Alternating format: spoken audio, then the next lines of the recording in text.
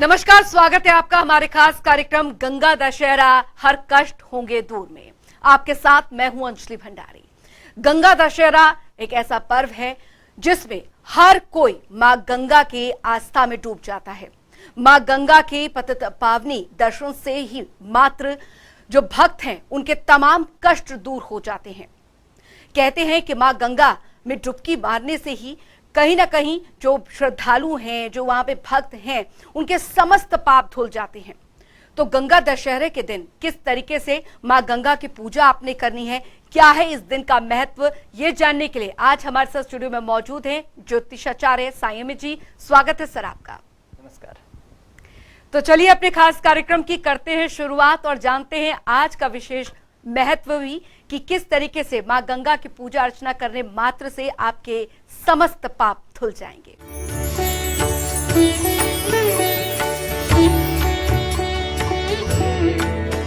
तो कहते हैं कि मां गंगा में डुबकी लगाने भर से आपके समस्त जो पाप हैं वो मिट जाते हैं। लेकिन गंगा दशहरे का क्या महत्व है, आखिर क्यों गंगा दशहरा का ये पर्व है जो इतना महत्वपूर्ण होता है, क्या है इसके पीछे की पौराणिक कथा और किस तरीके से आज के विशेष दिन में आपको क्या करना चाहिए, किन किन बातों का ध्यान आपको रखना चाहिए, इसके लिए आप ये रिपोर्ट देखिए।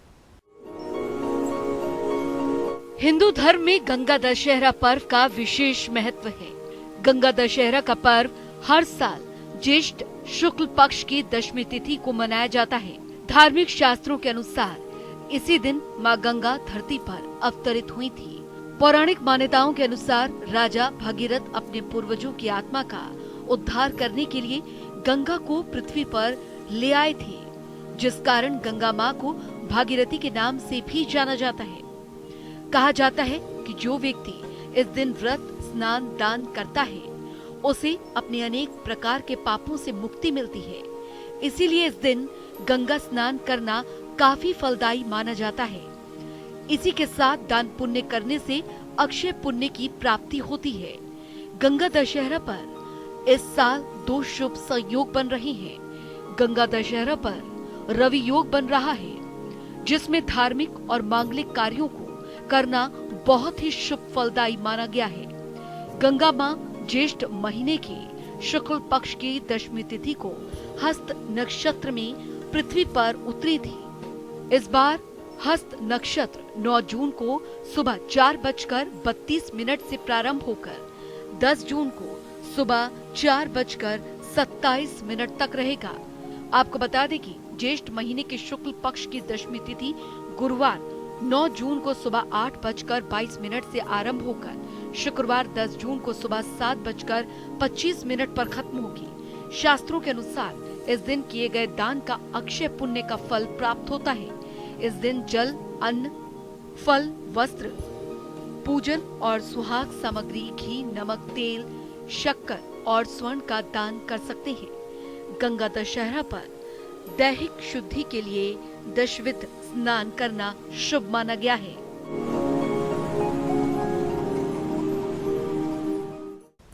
तो गंगा दशहरे पर क्या कुछ इसका महत्व है, आज किस तरीके से मां गंगा की पूजा अर्चना आपको करनी है, किन किन विशेष बातों का ध्यान आपको रखना है, चलिए जानते हैं सायमी जी से।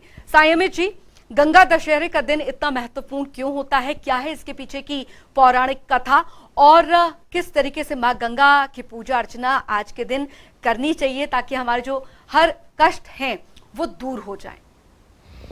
देखिए, गंगा दशहरा का महत्व इसलिए बहुत ज़्यादा है क्योंकि गंगा जी का ही महत्व बहुत है जी। अब गंगा जी का महत्व इतना ज़्यादा है और वो उनका अवतरण जिस दिन हुआ तो उस दिन का महत्व क्यों नहीं होगा। बिल्कुल। तो इसलिए गंगा जी का अवतरण हुआ क्यों था? गंगा जी का अवतरण हुआ था जब राजा भगीरथ ने अपने पूर्वजों का उद्धार करने के लिए, उन्होंने देखा पूर्वजों का उद्धार करने के लिए कोई अच्छा तरीका हो जिससे उनके पूर्वजों का उद्धार हो जाए। बहुत लोग अपने परिवार को बहुत प्यार करते हैं, बुजुर्गों का बहुत सम्मान करते हैं, वो चाहते हैं उनके लिए क्या बेहतर कर सकते हैं, क्या अच्छा से अच्छा कर सकते हैं। तो ऐसे ही राजा भगीरथ वो चाहते थे कि अपने पूर्वजों का उद्धार करें, अच्छा से अच्छा करें। उनके पास क्षमता थी, उनके अंदर काबिलियत थी, तो उन्होंने खूब तप किया और तप करके गंगा जी को धरती पर अवतरित करने, उनको पता था कि गंगा जी से ही उनको मोक्ष मिल सकता है, मुक्ति मिल सकती है जी।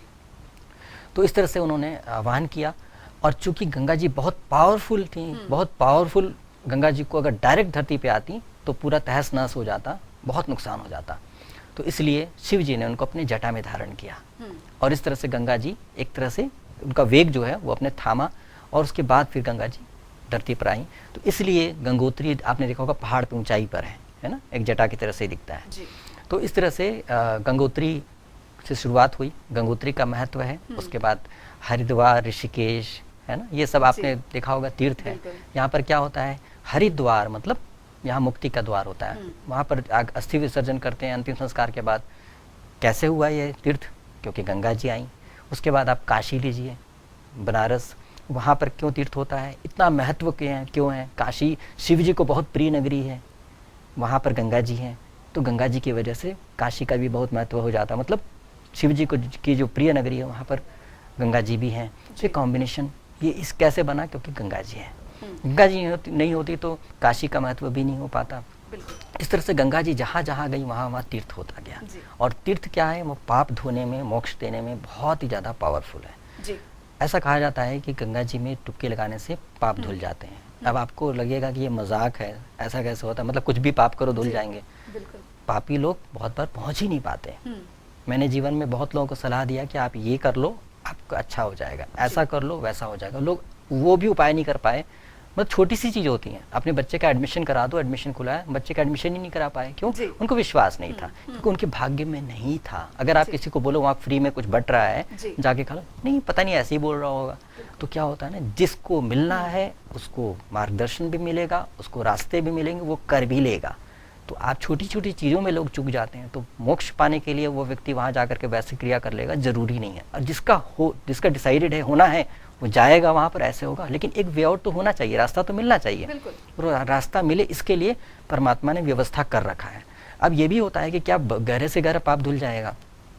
पाप को तो भोगना ही पड़ता है, कर्म कुछ भोगने पड़ते हैं, और कुछ भोगने पे क्या होता है, थोड़ा रह जाता है, तो उसको भोगने के लिए तरह तरह के नियम बताए गए हैं कि ये पुण्य करो, ये दान करो, ऐसा करो, स्नान करो, उससे तो जो थोड़ा पाप रह जाता है वो धुल जाता है। इससे आप पाप मुक्त होकर के प्योर हो जाते हैं। जैसे मान लीजिए कि कोई व्यक्ति बहुत बड़ा कोई क्राइम किया था, उसको सजा मिली 15 साल की कैद की, लेकिन उसने बहुत अच्छा आचरण किया, तो 15 साल की कैद उसको 12 साल में फ्री कर दिए कि 12 साल में चलो फ्री कर देते हैं कि इसका आचरण सुधर चुका है। तो उसी तरह से क्या होता है, लेकिन वो बाहर आने के बाद भी उसको कोई जॉब नहीं मिलेगी, कुछ नहीं मिलेगी। लेकिन अगर उसको गवर्नमेंट सर्टिफिकेट देगी he is now very good person, उसको एप्रिसिएशन लेटर कहीं से मिल जाए, तो उसके पीछे पाप धुल जाएंगे। या बहुत अच्छे आचरण पे चल करके बहुत अच्छा कार्य करने लगे, परोपकार का कार्य करने लगे, तो बदल जाएगा। जैसे अंगुलीमाल डाकू के बारे में आपको पता ही है, कैसे उसमें बदलाव आया और क्या हो गया। तो इसी तरह से क्या होता है, गंगा जी क्या करती हैं, जब व्यक्ति का पाप काफ़ी कम हो जाता है, थोड़ा रह जाता है, तो उसको गंगा जी धो देती हैं और व्यक्ति पवित्र हो जाता है। इसमें एक बात बताएं कि गंगा जी का जो दिन बनता है, वो जो मतलब गंगा दशहरा के लिए जो दिन बनता है, वो शुरुआत हो जाता है सुबह से 4:25 से शुरुआत हो जाता है और 3:25 तक का समय जो बन रहा है, ये बहुत पावरफुल समय है। ये समय गंगा जी का अवतरित होने का हस्त नक्षत्र का समय है। मतलब ये 10 तारीख के सुबह 4:25 से लेकर 11 तारीख को 3:25 तक हस्त नक्षत्र है। इसी नक्षत्र में गंगा जी अवतरित हुई थी। अब दशमी कब पड़ती है, ये देखने की बात बनती है। तो दशमी जो पड़ रही है वो बनती है सुबह के टाइम पे, आपका 9 तारीख को सुबह से दशमी लग जा रही है और 10 तारीख को। तो आपका क्या हो रहा है कि ये जो समय मिल रहा है, सुबह का समय मिल रहा है, वो पूरा आपका दशमी का समय मिल जा रहा है। मतलब 9 तारीख को सुबह का समय पूरा मिल रहा है, पूरा दिन का समय मिल रहा है, और दशमी का समय मिल जा रहा है। तो कैलकुलेशन के हिसाब से जाइए। हालांकि अवतरण जो होगा, उनका अवतरण का जो समय होगा 4:25 प्रातः, मतलब आपका 10 तारीख की सुबह नहीं हुई है, वहाँ से 4:25 तक 7:26 के ये टाइम पे दशमी भी है और हस्त नक्षत्र भी है। उसके बाद फिर आपका अगला दिन चालू हो जाता है। तो इसलिए वो पीक टाइम है जो गंगा दशहरा के लिए, मतलब देवी माँ का अवतरण का समय है। लेकिन आप दशमी तिथि को पूरी तरह से अच्छी तरह से मनाएं तो बहुत बढ़िया रहेगा, क्योंकि उनके आने के पहले आप उनका वेलकम करने के लिए करना। यहाँ पर क्योंकि आ तो गई हैं, लेकिन आगमन की उसमें जो है वो सेलिब्रेशन मना रहे हैं, तो उसमें आप उस दिन को बनाएं तो बहुत अच्छा रहेगा। और उसके अगले दिन एकादशी आप मना सकते हैं। तो इसलिए क्या है कि इस तरह से आप मनाएंगे तो बहुत अच्छा रहेगा।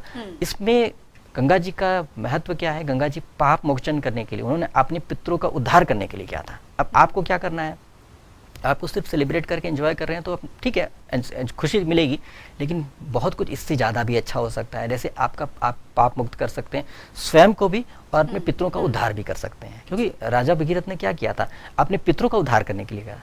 तो जब राजा अपने पितरों का उद्धार करना चाहे तो आप क्यों नहीं चाहते हैं? आप भी कोशिश कर लीजिए। एक दिन आप बैठ करके अपने पितरों के लिए, उस दिन अपने पितरों के लिए तर्पण कीजिए, उनके लिए पिंडदान कर सकते हैं, पिंडदान करिए। जो अच्छे से अच्छा कार्य कर सकते हैं अपने पितरों को उद्धार करने के लिए वो करें, बहुत ही फायदेमंद होगा। जैसे राजा भगीरथ को फायदा हुआ था, इसके लिए उन्होंने कठोर तप किया था, आपको तो बिना तप किए ही प्राप्त हो गई। तो आप तो अपने आप को भाग्यशाली समझते हुए धन्यवाद करिए राजा भगीरथ का कि उन्होंने गंगा जी को धरती पे लाया और आपके पितरों का उद्धार करने के लिए ऐसा किया। और आपके पितरों का उद्धार होगा तो आपका उद्धार निश्चित है, क्योंकि पितरों का जब उद्धार होगा तो उनके अंदर कितनी खुशी मिलेगी। वो कहेंगे देखो मेरे बच्चे ने ऐसा किया, आशीर्वाद देंगे, जिसकी वजह से आपके जीवन में हर कार्य आसानी से सफल तरीके से होने लगेगा और आप आगे बढ़ने लगेंगे बिना बाधा के, आपके अवरोध समाप्त होने लगेंगे। तो इस तरह से करके ये बहुत ही पावरफुल, इसका फायदा आपको हर हालत में उठाना चाहिए और सेलिब्रेट करना चाहिए। मतलब पहले अपने जो जरूरी कार्य है वो करें, उसके बाद सेलिब्रेट करें तो बहुत अच्छा रहेगा। जी बिल्कुल सायमित जी। और इस दिन की विशेष बात ये भी है कि जो गंगा दशहरा है वो आज गुरुवार के दिन पड़ रहा है और गुरुवार का दिन जो है श्रीहरि का विशेष महत्व होता है। यानी आज जब हम गंगा जी की पूजा अर्चना यहाँ पर कर रहे हैं तो हम साथ ही साथ भगवान विष्णु की भी पूजा अर्चना कर रहे हैं। जी एक्चुअली क्या है कि ये बहुत अच्छा रिमाइंडर है, क्योंकि थर्सडे को पड़ रहा है, गुरुवार को पड़ रहा है, तो ऐसा नहीं कि आप गंगा जी के भक्ति में लग करके आप विष्णु जी को इग्नोर कर दें। विष्णु का दिन है, विष्णु जी को भी सम्मान करें। मतलब सम्मान करने में कभी पीछे नहीं हटना चाहिए। अगर दो व्यक्ति का सम्मान कर रहे हैं, तीसरा व्यक्ति, तीसरे का भी सम्मान कर दीजिए, जाता कि आपको प्राप्त ही होगा, कुछ फायदा ही होगा। तो इसलिए विष्णु जी का भी सम्मान करें, उस दिन बहुत अच्छी तरीके से उनका मान करें। उस दिन अगर आप मंत्र आपको बता रहे हैं, अगर हो सके तो नोट कर लें तो बहुत अच्छा रहेगा। तो उसमें मंत्र जाप क्या करना है देवी माँ को प्रसन्न करने के, मतलब गंगा माँ को प्रसन्न करने के लिए, वो है ओम नमः शिवाय नारायण्याय दशहराय गंगाय नमः। ये मंत्र है, इस मंत्र में बोलेंगे तो इस मंत्र में आपका शिव जी का भी हो जाता है, नारायण भगवान का भी होता है, दशहरा दिन के लिए भी उसके महत्व को भी आपको दर्शाता है और साथ साथ उनको नमस्कार हो जाता है गंगा जी को भी। तो इस तरह से ये सारा एक कंप्लीट मंत्र हो जाता है जो इस दिन के लिए बहुत सूट करेगा और बहुत अच्छे तरीके से आपको फ़ायदा मिलेगा। मतलब सभी इसमें इंक्लूड हो जा रहे हैं। तो इस तरह से अगर आप पाठ करेंगे तो बहुत अच्छा रहेगा। जो लोग गंगा जी के पास हैं वो तो बहुत भाग्यशाली हैं, वो जाएँ गंगा जी में जाकर उनको नमस्कार करें और धन्यवाद करें, धन्यवाद ये गंगा माँ जो आप अवतरित हुई धरती पर आकर हमारा उद्धार करने के लिए धरती पर आई। आपका बहुत बारंबार नमस्कार और आपका बहुत धन्यवाद। आप कृपा करके मुझे भी अवसर प्रदान करें कि मैं भी पाप मुक्त हो जाऊँ। ठीक है, मुझे आपके जल में प्रवेश करने की अनुमति प्रदान करें, उनकी अनुमति मांगे, वो आपसे बड़ी हैं, आदर मान दें। तो इस तरह से करके उनमें प्रवेश करें और सबसे पहले उनको जल को लेकर के माथे पे लगाना चाहिए, उसके बाद पैर डालना चाहिए। तो कभी भी ऐसा नहीं कि सीधे पैर डाल दिया, ऐसा नहीं करना चाहिए। माथे पे लगाकर उनको नमस्कार करें, उसके बाद फिर पैर डाल करके अंदर प्रवेश करें। प्रवेश करने के बाद क्या करना है, सबसे जरूरी चीज़ है जो बहुत इंपॉर्टेंट है, इसका रिजल्ट मैंने बहुत अच्छा देखा है, वो ये है कि डुबकी लगाते समय लोग क्या करते हैं, डुबकी लगाते हैं तो कभी पीठ ऊपर रह जाता है, कभी सर ऊपर रह जाता है। उनको पता है, उनको लगता है कि उनकी आँख डूब गई तो सब डूब गए, लेकिन पूरी तरह से नहीं डूब पाते हैं। तो सबसे अच्छा रहता है कि पूरी तरह से एक बाल भी बाहर ना हो, पूरी तरह से समा जाए गंगा जी में, इस तरह से डुबकी लगाना है, बहुत अच्छी तरीके से डुबकी लगाना है। और दूसरा अभ्यास क्या करना है, जब आप डुबकी लगाएं शुरुआत में दिक्कत आती है, फिर बाद में धीरे धीरे आप पानी के साथ टेम्परेचर आपका जो मैच करने लग जाता है तो आपको घबराहट इतनी नहीं होती है। उसके बाद फिर क्या करें, फिर डुबकी लगाने के बाद अंदर प्रार्थना करके, हे देवी माँ, हे गंगा मैया, कृपा करके मुझे पाप मुक्त कर दें, कृपा करके मुझे अब तक के सारे जन्मों के पाप दोषों के लिए क्षमा करें। एक बार बोले, कृपा करके मुझे अब तक के सारे जन्मों के पाप दोषों के लिए क्षमा करें, कृपा करके मुझे पाप मुक्त करें, कृपा करके मुझे दोष मुक्त करें। बारी बारी से हर बार डुबकी लगाएं तो ये बोलें, डुबकी लगा के अंदर बोलें, फिर बाहर आए, फिर डुबकी लगाएं, फिर बोलें, फिर बाहर। थोड़ा सा सांस फूलेगा, लेकिन इसलिए बुजुर्ग लोग जिनको हार्ट पेशेंट है वो ऐसा न ट्राई करें, क्योंकि बहुत ज़्यादा सांस फूलता है। लेकिन कोशिश करें, अभ्यास करें, और अभ्यास कर लेंगे तो बार बार होने लगेगा। निरंतर अभ्यास करेंगे तो बहुत आराम से हो जाएगा। मैंने तो बहुत किया है, बहुत आराम से। पहले शुरुआत में दिक्कत आती है, बाद में आराम से होने लगता है, आपको पता लग जाता है किस तरह से होना चाहिए। तो इस तरह से आप करेंगे तो इससे, ऐसा करने से पाप मुक्त होगा। ये नहीं कि आप सिर्फ जाकर के पानी ऊपर अपने छिड़क लिए और पाप मुक्त हो जाएंगे, क्योंकि आपका ऑरा जो होता है, आपकी बॉडी जो होती है, फिजिकल बॉडी के साथ साथ इथेरल बॉडी भी होती है, अब इसको बायोप्लाज्मिक फील्ड भी बोलते हैं, ऑरा भी कहते हैं। तो वो जो बॉडी होती है वो आपकी बॉडी के बाहर की होती है। तो जब आप पूरी तरह से समा जाते हैं जल के अंदर, तो आपकी वो बॉडी भी पूरी तरह से जल के अंदर चली गई। अब जल जब बहुत प्योर है, अब बहुत प्योर के अंदर आप चलेगा तो वो नेगेटिव चीज़ तो रह ही नहीं पाएगी। तो जितनी नेगेटिव होगी वो तो खत्म हो जाएगी।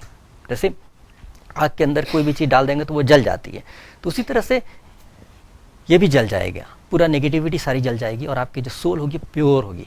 आप जिस तरह से साबुन लगा के धोते हैं तो शरीर में पसीना धुल जाता है, उसी तरह से जब गंगा जी में आप डुबकी लगाएंगे तो आपकी नेगेटिविटी धुल जाएगी और पूरी तरह से नेगेटिविटी से आप फ्री हो जाएंगे।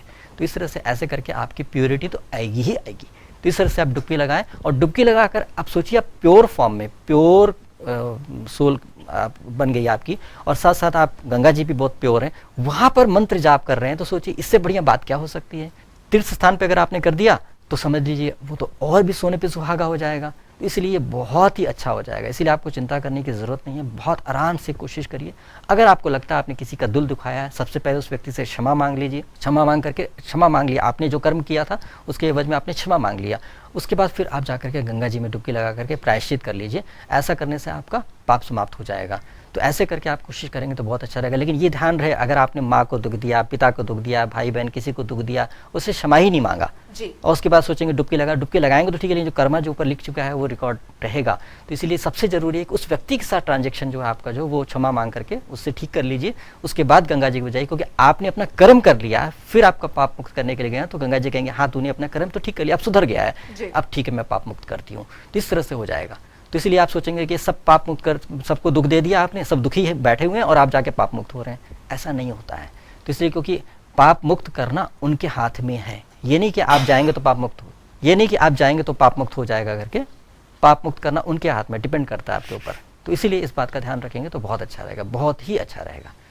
तो इसलिए इस तरह से करके आप करेंगे तो बहुत अच्छा रहेगा। और इस दिन दान पुण्य जरूर करें, बहुत अच्छी बात है, क्योंकि इस समय पर आप जो भी दान पुण्य करते हैं वो काफ़ी अच्छा रहता है। जो लोग नहीं जा पाते हैं गंगा जी में, दूर रहते हैं, अगर गंगा जल है तो कोशिश करें कि एक बड़े मतलब पात्र में मिला दें गंगा जल, और इस तरह से उसको पूरा गंगा जल का प्रभाव आ जाएगा। उससे स्नान करो, स्नान अच्छे से करें कि इस तरह से करके पूरे शरीर पे एक साथ ढेर सारा पानी आ जाए तो बहुत ज़्यादा पावरफुल होगा। जैसे एक बाल्टी लेकर अपने ऊपर एक साथ डाल दिया, उससे पूरे शरीर में एक बार में ही पानी जाएगा तो उसका बहुत अच्छा प्रभाव हो जाएगा। थोड़े थोड़े पानी डालने से, क्योंकि इधर पानी आया इधर नहीं आया तो फिर पूरा ऑरा एक साथ क्लीन नहीं हो पा रहा, उसमें एक झटके में ऑरा क्लीन हो जाए तो बहुत अच्छा रहेगा। साइमी जी, एक और सवाल यहाँ पे मैं पूछना चाहूंगी कि अगर कोई गंगा तट पर जाने में असमर्थ है तो वो किस तरीके से अपने घर में रहकर पूजा अर्चना कर सकते हैं, स्नान कर सकते हैं, गंगा स्नान? देखिए, जैसे कोई व्यक्ति बुजुर्ग हैं, चल नहीं पाते हैं, वो घर में भी स्नान करना उनके लिए इतना आसान नहीं है, बहुत टफ है।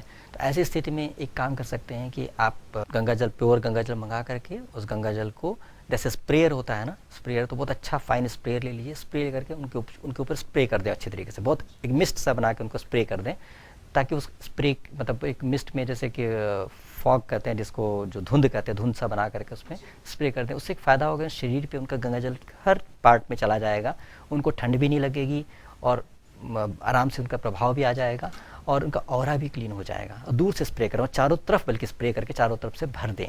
उस तरह से ऐसा कर लें तो बहुत अच्छा रहेगा। उनको जाप करने के लिए मंत्र बता दें, अगर वो जाप नहीं कर सकते हैं तो जो भी उनका परिवार का सदस्य वो जाप करें, तो उससे जाप करने से बहुत फ़ायदा होगा और उनको प्रार्थना करके उनको पाप मुक्त करें। अगर कोई रोगी है, कोई परेशान है, तो डेफिनेटली उसको निश्चित तौर पे उसको कोई ना कोई तो पाप है, कोई कष्ट है, दोष है जिसकी वजह से वो बीमार पड़ा है। तो रोग मुक्त होने के लिए उसको जो प्रार्थना करेंगे पाप मुक्त होने के लिए, तभी रोग मुक्त होएगा। तो इसलिए ऐसा करके करेंगे तो बहुत ही ज़्यादा अच्छा होएगा। और ऐसे समय पर आज के दिन चूँकि बहुत अच्छा दिन होता है, इसीलिए आज के दिन दान करना बहुत अच्छा होता है। कहा जाता है 10 चीज़ों का दान करना, मतलब 10 पाप से मुक्त हो सकते हैं। तो आप अगर 12 पाप किए हैं तो 10 पाप इस बार मुक्त हो जाएंगे, 2 पाप अगली बार मुक्त होएगा। तो इसलिए करके आप कोशिश कीजिए। वैसे तो पाप करना ही नहीं चाहिए, लेकिन हो ही गया है, ऐसा काम था, आप फंस गए, ऐसा हो गया, तो फिर आप पाप मुक्त होने के लिए कोशिश करें। और ये प्रार्थना जरूर करें कि हे देव माँ, मुझे पाप मुक्त कर दें और भविष्य में ऐसा कर दें कि मुझसे पाप हो ही ना, पाप करने की ज़रूरत ही नहीं पड़े, मेरे साफ सुथरे तरीके से जीवन जीना हो, ऐसा जीवन प्रदान करें। तो इसलिए बहुत ऐसा जब बोलते हैं तो आपको जल्दी आसानी से पाप मुक्त मिल जाता है, क्योंकि आपका इंटेंशन अच्छा है, आपकी सोच अच्छी है। तो ऐसा करेंगे तो आपको जरूरत ही नहीं पड़ेगी कोई पाप करने की, कभी ना तो झूठ बोलने की जरूरत पड़ेगी। ऐसा सिचुएशन रहेगा कि आप उस काम करेंगे और वो अच्छे से पैसे कमाएंगे। तो इसलिए इस तरह से करेंगे तो काफ़ी अच्छा रहेगा। और अगर तीर्थ क्षेत्र में, खासतौर पे अगर काशी में जाकर करते हैं तो काशी तो बहुत ही, काशी हो गया, हरिद्वार हो गया, ऋषिकेश हो गया, ऐसे स्थान जहाँ शिव जी का संयोग है, मतलब शिव जी और गंगा जी का मिलन होता है, जहाँ पर वो क्षेत्र जो होता है वो बहुत ही ज़्यादा ऐसे समय पर पावरफुल होता है। और ऐसे कहा जाता है कि ऐसे समय पर तो मतलब देवी देवता भी वहाँ पर उपस्थित होते हैं, क्योंकि ये समय जो था बहुत ही पावरफुल समय था। तो इस समय पर देवी देवताओं की उपस्थिति भी होती है। तो यदि आप वहाँ होते हैं तो हर देवी देवता का स्मरण करें, अपने कुल देवता का, अपने ग्राम देवता का सभी का स्मरण करके उनको भी बोलें कि कृपा करके पधारें और स्नान ग्रहण करें। उनको अगर आग्रह करते हैं, विनती करते हैं, तो वो इतने खुश होते हैं कि देखो खुद तीर्थ कर गया, मेरे को भी याद कर रहा है तीर्थ स्थान पे और मेरे को भी बुला रहा है। और जैसे आपके पास कोई मतलब पूजा के लिए रखे हुए हैं, जैसे किसी कोई बाल गोपाल रखे, तो उनको ले जाकर उनको भी स्नान करा दीजिए, तो उससे क्या होगा, उनको बड़ी खुशी मिलेगी। वैसे उनको कोई फर्क नहीं पड़ता, वो तो देवता है, लेकिन क्या है, जब आप उनको अपनी भावना व्यक्त करते हैं तो उनको बहुत अच्छा लगता है कि इतने पवित्र समय पर, इतने पावरफुल समय पर मुझे याद किया, मेरे लिए अच्छा सोचा। जब आप उनके लिए इतना अच्छा सोचते हैं तो आपके लिए इतना अच्छा सोचते हैं, क्योंकि आपकी कैपेसिटी इतना देने की भी नहीं है, उनकी कैपेसिटी इतना अनगिनत देने की है, अनंत देने की है। तो आप उससे बहुत फायदा आपको मिलेगा। और बस ये है कि अपना मन शुद्ध रखिए, चित्त शुद्ध रखिए। इस दिन किसी का दिल मत दुखाइए, क्योंकि अगर आप किसी कोई पाप करते हैं, कोई बुरा काम करते हैं, तो उसमें आपका मल्टीपल्स हो जाते हैं। 10 वाली बात करें तो 10 गुना पाप हो जाएगा आपका। तो इसलिए पाप करके अपने पाप को 10 गुना करने की कोशिश मत कीजिए, बल्कि 10 पाप को खत्म करने की कोशिश करें तो ज़्यादा अच्छा रहेगा। और इस दिन का पूरा फायदा उठा करके अपने जीवन को बेहतर करें पहले से। जी, नहीं तो बिल्कुल। बहुत और यही मुश्किल वजह है सायमी जी कि व्यक्ति का जो संबंध है वो गंगा से जन्म से लेकर मृत्यु तक बना रहता है।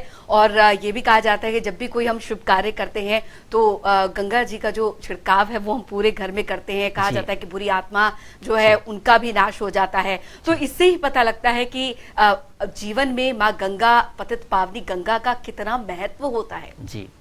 और इस दिन क्या है कि एक और अच्छी बात है कि गंगा जी का तो सही इस्तेमाल करना है। जैसे आप पहुंच ही गए, मान लीजिए आपको लगता है कि हम कुछ और विशेष करें, तो आप शिव जी के पास जाकर के मतलब शिवलिंग पर जल चढ़ाएं, तो ये बहुत फायदा होगा। क्योंकि शिव जी को प्रसन्न करते हैं और शिव जी ने उनको धारण किया, तो शिव जी को बहुत मानती हैं।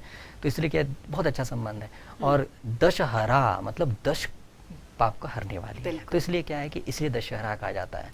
तो इसलिए आप कोशिश करें कि 10 चीज़ों का दान करें, क्योंकि 10 पाप जब चाह रहे हैं तो एक पाप के लिए एक दान तो बनता है ना, इसीलिए 10 की बात है। तो अगर आप 10 पाप किए हैं और 10 का चाह रहे हैं कि निवारण हो जाए, तो कम से कम एक पाप के लिए एक दान तो करें इस हिसाब से। और दान ऐसी चीज़ करें जो काम की हो सामने वाले व्यक्ति। लोग क्या करते हैं कि दान के तौर पे छोटी छोटी चूड़ियाँ जो कोई स्त्री नहीं पहन सकती, बच्चे भी नहीं पहन सकते, छोटे सी लिपस्टिक, छोटे मतलब स्त्रियों को ऐसा दान कर देते हैं इससे कि फॉर्मेलिटी कर, इतनी छोटी सी कंघी, आजकल वो टॉय टाइप की चीज़ आने लगी है जो कोई काम का नहीं होता। ऐसे करके ना खुद को बेवकूफ़ बनाए ना लोगों को बेवकूफ़ बनाए। ऊपर वाला बेवकूफ़ नहीं है, वो देख रहा है कि आपका इंटेंशन क्या, आप सिर्फ फॉर्मेलिटी का, तो वही फॉर्मेलिटी के तौर पर आपको कुछ देगा, जो पता दिया नहीं दिया बेकार ही होगा। तो इसलिए जो दें किसी के काम में आए और वो खुश हो पा करके। जैसे आपको कोई व्यक्ति कुछ देता है और आपको खुशी मिलती है, वैसे आप भी उसको ऐसी चीज दें जिससे उसको खुशी मिले। वो खुश हुआ, उसके पॉजिटिविटी से आपको भी फायदा होएगा। और ऊपर वाला देख रहा है आप करके आ रहे हो, तो वो उसी हिसाब से आपको रिजल्ट भी देगा। तो ऐसे करके दान पुण्य करें, जो जिसको जो आवश्यकता हो। किसी को भोजन की आवश्यकता है, किसी को पानी की आवश्यकता है, किसी को जूते की आवश्यकता है, गर्मी का मौसम होता है ये, उसमें छाता की आवश्यकता है, किसी को सर पे लपेटने के लिए कुछ गमछा जैसे कुछ चाहिए। जिस इलाके में जैसी आवश्यकता हो वैसी चीज दीजिए। ये नहीं कि आप अपना स्टैंडर्ड बना के चल रहे हैं। किसी गांव में किसी चीज, गांव में शहर में गमछे की जरूरत नहीं पड़ेगी, गांव में गमछे से ही लोगों को बहुत आराम मिल जाता है। तो वहाँ पे वो चीज दे दीजिए, वो खुश है। आपको उनकी खुशी से मतलब है, आपको अपनी खुशी मत देखिए, उनकी खुशी देखिए। तो फिर सच्चा दान हो जाएगा और आपको बहुत अच्छा लाभ मिलेगा। और इस लाभ से आपको जो पुण्य मिलेगा, उस पुण्य से आप महसूस करके जीवन बहुत आसान सा हो रहा है। पहले की तरह उलझन नहीं, और आपके मन में जो तनाव और स्ट्रेस रहता था, वो सब डिप्रेशन ये सब खत्म होकर के आप शांतिपूर्वक जीने लगेंगे। बिल्कुल। तो मन स्वच्छ रख के आप आज के दिन को और विशेष बना सकते हैं। और गंगा दशहरा पर क्या कुछ विशेष है आज के दिन और किस तरीके से आप पूजा अर्चना कर सकते हैं आज, इसके बारे में आपने जाना। बहुत बहुत शुक्रिया सायमी जी, आप हमारे स्टूडियो में आए और इतनी सारी जानकारियां जो है आज के दिन की विशेषताओं को लेकर वो आपने अपने हमारे दर्शकों को दी। तो गंगा दशहरा को लेकर किस तरीके की मान्यता है और क्या पौराणिक कथा है, और आज के दिन माँ गंगा का आशीर्वाद आप कैसे ले सकते हैं ताकि आपके समस्त जो कष्ट है वो दूर हो जाए, ये आपने हमारे इस खास कार्यक्रम में जाना। फिलहाल अभी के लिए इस खास कार्यक्रम में इतना ही। आप बने रहिए जनता टीवी के साथ। नमस्कार।